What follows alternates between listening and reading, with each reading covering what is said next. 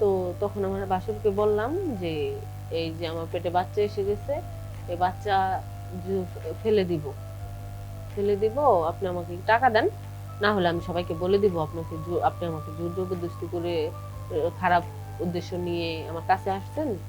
তো তারপর পেটে বাচ্চা হয়েছে। পরে আমার বাসুর মান সম্মানের ভয়ে সে আমাকে 10 লক্ষ টাকা দিল। 10 লক্ষ টাকা দেওয়ার পর আমি হসপিটালে গেলাম। যাওয়ার পরে কিছু পরীক্ষা করালাম। পরীক্ষা করার পরে ডাক্তার বলল যে বাচ্চাটা বড় হয়ে গেছে, এখন আর নষ্ট করা যাবে না। এখন কি উপায়? বাসুরকে ফাঁসাতে গিয়ে আমি নিজে এখন বিপদে পড়ে গেলাম। তো বাচ্চা পেটে, পেট তো আর আটকায় রাখা যাবে না, পেট বড় হচ্ছে। তো তখন সবাই বুঝে ফেললো। বুঝে ফেলার পরে আমার হাজবেন্ড বাহির থেকে চলে আসলো। চলে আসার পর সে আমাকে তালাক দিয়ে দিল। তখন আমার ভাসুরকে বললাম, আমার ভাসুর আমাকে রাখলো না, বললো যে তুমি আমাকে হ্যাঁ হ্যাঁ জানছে যে তার ভাইয়ের সাথে। আমি বলছি যেহেতু আমার সবকিছু ফাঁস হয়ে গেছে, পেট বের হয়ে গেছে, আমি বলছি যে হ্যাঁ এটা আপনার ভাইয়ের সন্তান। তখন আমার ভাসুরকে বললাম যে এটা যেহেতু আপনার সন্তান, আপনি আমাকে বিয়ে করেন। সেও বিয়ে করে নাই, বলছে যে তুমি, তোমার তো খারাপ উদ্দেশ্য ছিল, আমাকে ফাঁসানোর উদ্দেশ্য ছিল, আর হচ্ছে কি তুমি আমাকে থ্রেট করে আমার কাছ থেকে টাকা নিছো, এখন কেন তোমাকে বিয়ে করবো। তারপর আমার ভাসুর একসেপ্ট করে নাই। এখন আমি বাচ্চা নিয়ে বিপদে আছি, রাস্তায় রাস্তায় থাকি, ঘুরি। ইয়াসমিন, আমার বাসা পাবনা। আমার জীবনের কিছু গল্প আপনাদের সাথে শেয়ার করব। আমি, আমার বিয়ে হয়,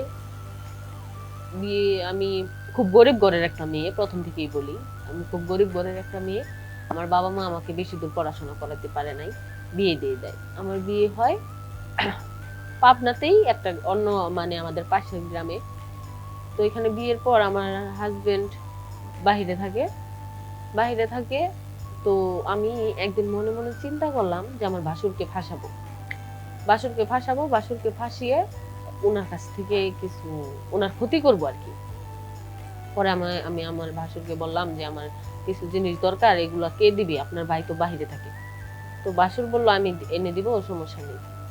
পরে তারপর থেকে বাসুরের সাথে আমার সাথে সম্পর্ক, আমি যখন যা চাই বাসুর এনে দেয়। তো এর মধ্যে আমার হাজবেন্ড বিদেশে গেছে 7 মাস, কিন্তু আমার পেটে বাচ্চা হচ্ছে 3 মাসের, 3 মাসের বাচ্চা।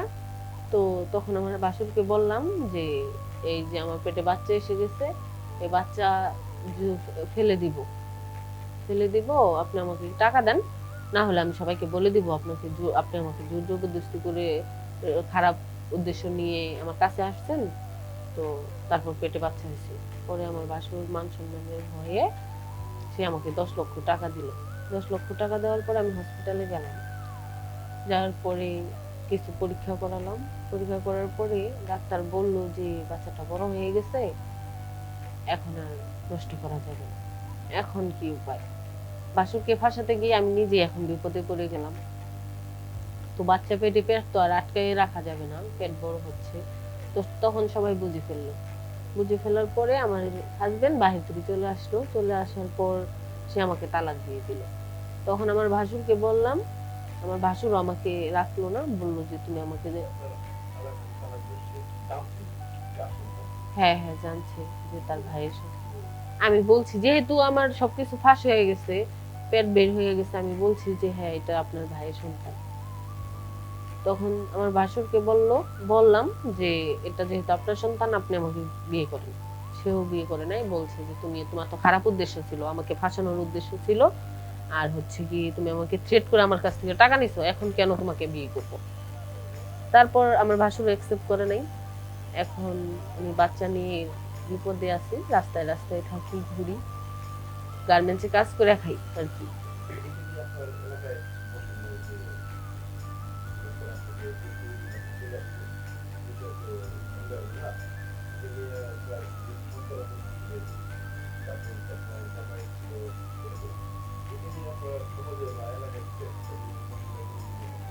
বসছিলাম, বসলেই কি বসছিলাম, সবাই বললো দোষটা আমারও, আমার ভাসুরেরও, বেশিরভাগ দোষটাই তো আমার।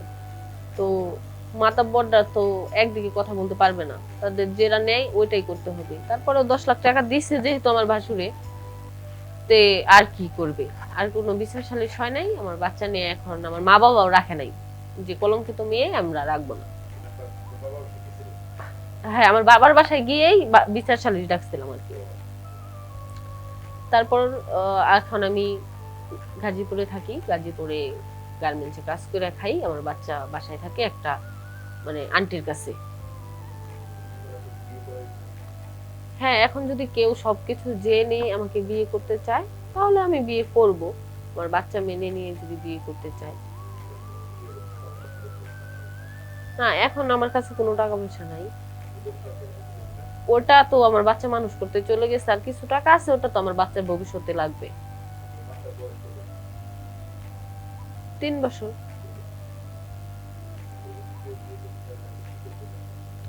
এখন যদি কেউ বিয়ে করতে চায়, এই ভিডিওর এসে যদি কমেন্ট করে যে বিয়ে করবে, তাহলে তার সাথে আমি আইডিতে গিয়ে যোগাযোগ করব, বিয়ে করব। হ্যাঁ, শেয়ার অপশনে আমার হোয়াটসঅ্যাপ ইমো নাম্বার দেওয়া আছে, শেয়ার অপশনে ক্লিক করলেও আমার ইমো নাম্বার চলে আসবে, কিংবা কমেন্ট করলেও ওইখান থেকে আমি যোগাযোগ করে নিব, সমস্যা নেই। আর